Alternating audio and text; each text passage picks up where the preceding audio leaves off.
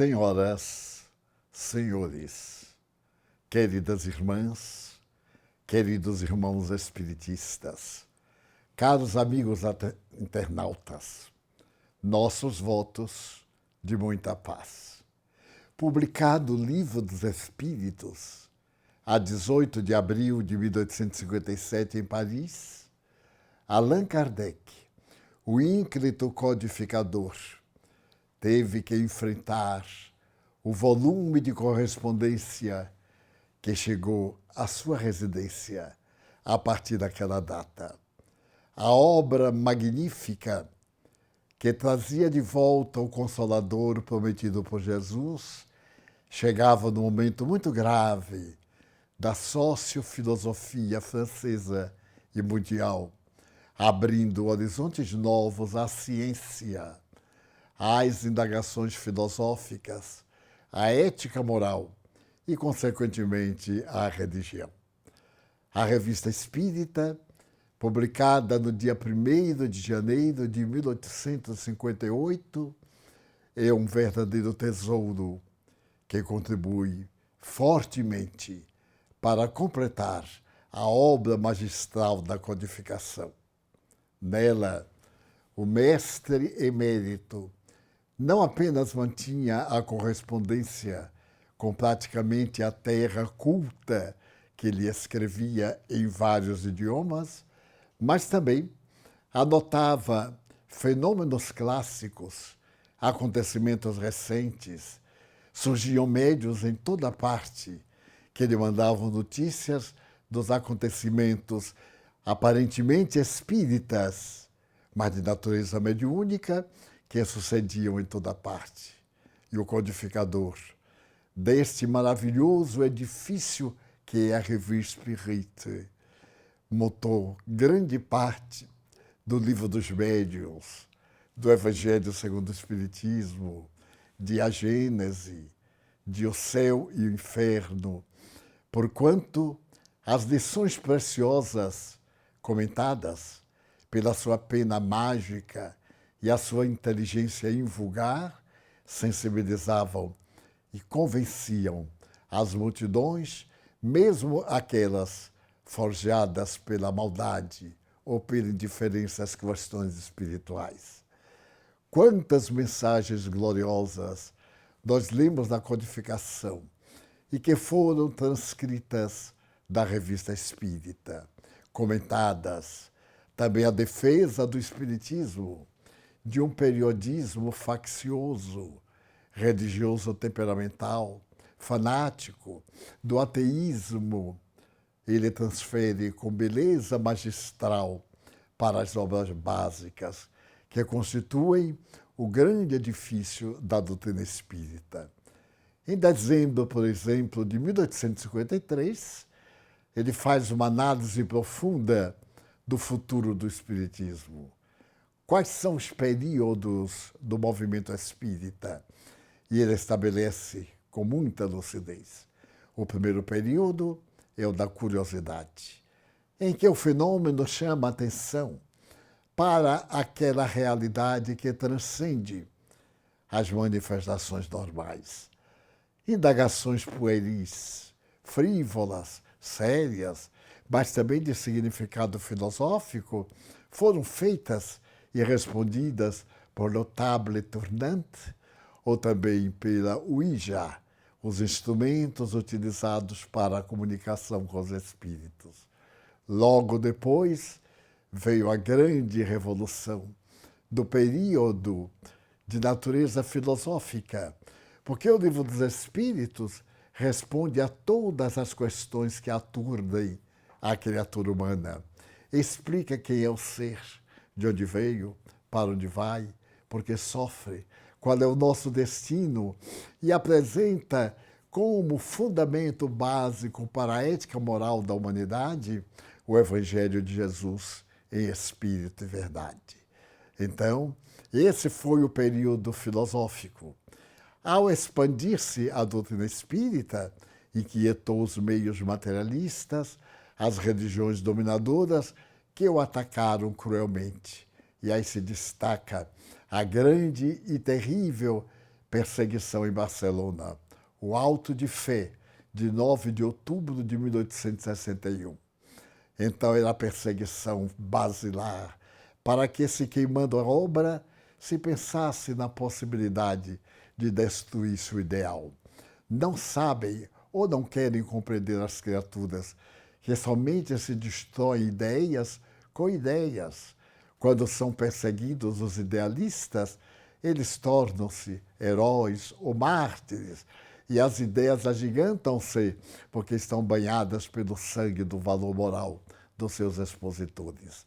Depois do período da luta, veio inevitavelmente, com a publicação do Evangelho segundo o Espiritismo, o período religioso, em que Jesus Cristo voltava à Terra sem qualquer dogma, sem qualquer restrição, para arrebanhar as ovelhas, não apenas de Israel, mas também aquelas outras que pertenciam e pertencem a outros rebanhos, para que o reino de Deus prontamente se instalasse no planeta terrestre.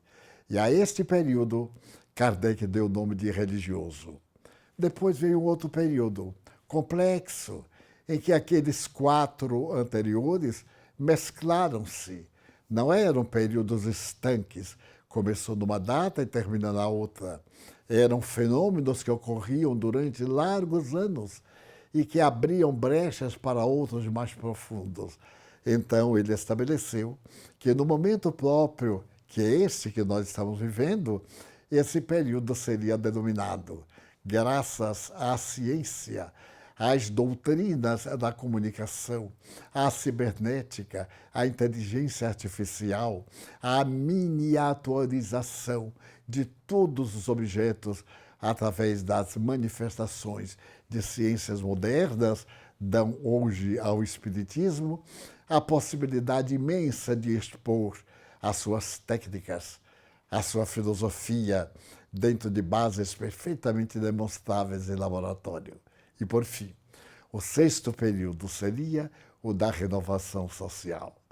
Este período da renovação social é o efeito inevitável da grandiosidade das propostas espíritas, conscientizando o ser humano, propondo-lhe um objetivo existencial na face da Terra, dando-lhe uma razão para viver, estabelece a ética que foi definida por Sócrates, porém aquela outra que foi definida por Jesus. Com Sócrates, a autoiluminação, o autoconhecimento, a identificação de si próprio e o objetivo na existência terrestre. Mas a outra, a mais abrangente, um mandamento único, amar a Deus, acima de todas as coisas e ao próximo como a si mesmo. As modernas doutrinas psicológicas estabelecem que aquele que ama sofre menos do que aquele que tem áridos sentimentos. Quando a pessoa se ama a si própria, trabalha pelo seu aprimoramento moral, pela transformação do homem velho das paixões, dos arquétipos junguianos, e estabelece o self, essa realidade do mundo novo, a pessoa é muito feliz. E, claro, a vida em seu entorno faz-se diferente.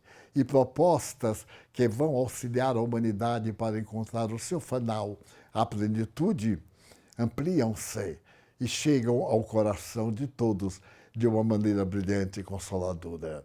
Neste encontro internacional de Espiritismo, em Lisboa, em que se estudam as mensagens gloriosas que estão colocadas nessa revista fascinante, que tem sobrevivido às maiores dificuldades, que nasceu a 1º de janeiro de 58, e com Allan Kardec fez a publicação do último número sob a sua orientação, em março, no dia 31 de 1869, mas ela prossegue até hoje, há 163 anos, iluminando consciências, dignificando vidas.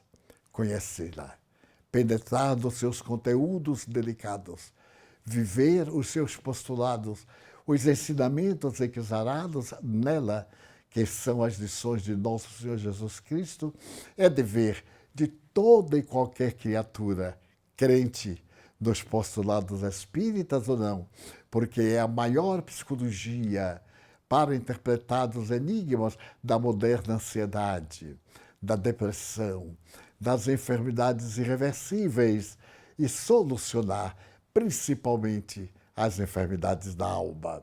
Hoje, a ciência médica prolongou a vida na Terra. Enfermidades perversas e cruéis foram completamente anuladas do calendário dos vivos. Outras surgiram, como é natural. O avanço da ciência permitiu identificar-se horizontes infinitos que jaziam desconhecidos da flora e na fauna microbiana.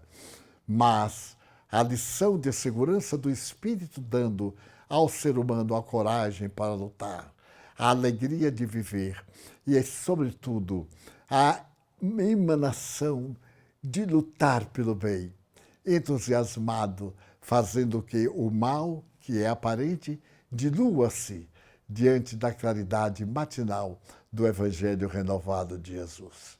A todos os membros deste Congresso Internacional, a todos os ouvintes, os nossos votos mais ardentes para que a paz, a plenitude, tomem conta dos seus corações, das suas vidas, e a Revista Espírita, que é parte segura da codificação do Espiritismo, se torne mais conhecida, mais vibrante, para nos fazer felizes.